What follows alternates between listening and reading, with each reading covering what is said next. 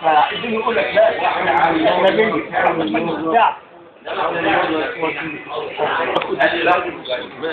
احنا قاعدين بره مرينا بقالنا حوالي ساعة نقرأ فين؟ ده مش دلوقتي الصبح ده بتقوم من النوم.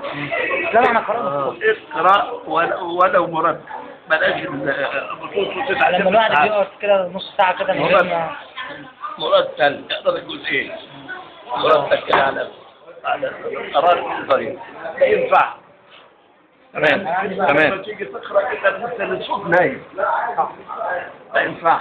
صح. يصحى قبلها بدري شويه. بقرا 5 أجزاء مشاوير. عندي بقى تمثيل حضرتك القمر والرحمن تمثيل حضرتك حوالي 25 سنة.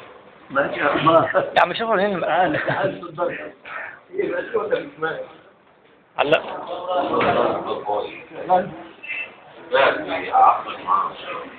في تسجيلات ليالي لحضرتك عم الشيخ ونين؟ استنى انتوا هننزل ولا مش هننزل؟ هننزل ثلاث.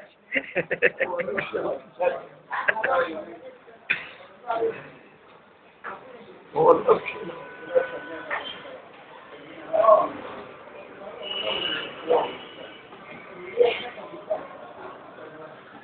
السلام عليكم.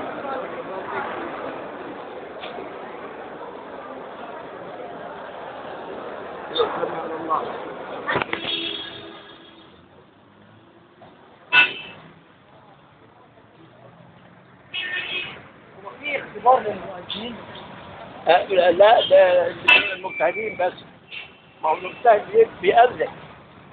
لما ينجح بيأذن. فتسمعهم في ده وفي.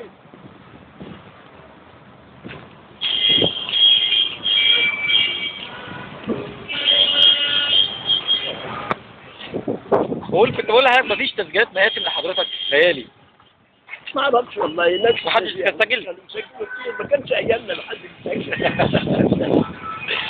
انا خلي بالك الراجل اللي عمل الموضوع ده هو مجهول لغايه دلوقتي. مجهول مش هيتعرف. مجهول لا لابد في ناس برضه مشهور عليه فيهم. بس بيتهيألي ان هو ما كانش قاصد ان هو يذيع الموضوع ده من الشيخ ابو العنين. امال ايه اللي هو اتسجل وزي ما تقول الموبايلات بتنقل كلها مع بعضيها. هو السهل استفاد منه ماديا من الموضوع ده ظاهر. والظاهر اكتر ان هو قارئ. ان هو قارئ بالظبط على مهله. لا ده العربيه.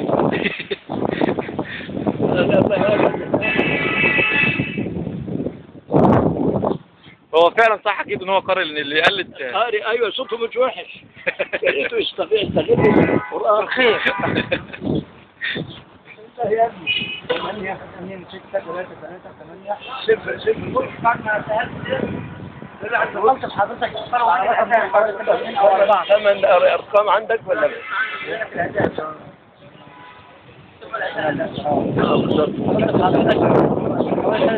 كان في الأواب لما احنا كان مسابقة تلك الأدرس كنت صغير كده قلت قرأت النور وانت قلت لي تعالى وبعدين قلت لي حتى تستأنس وتسلموا انت زودت الناس بتاعها أول بكتابة الطبيعة. ما ينفعوش علشان القارئ يدلكم معالم صوته.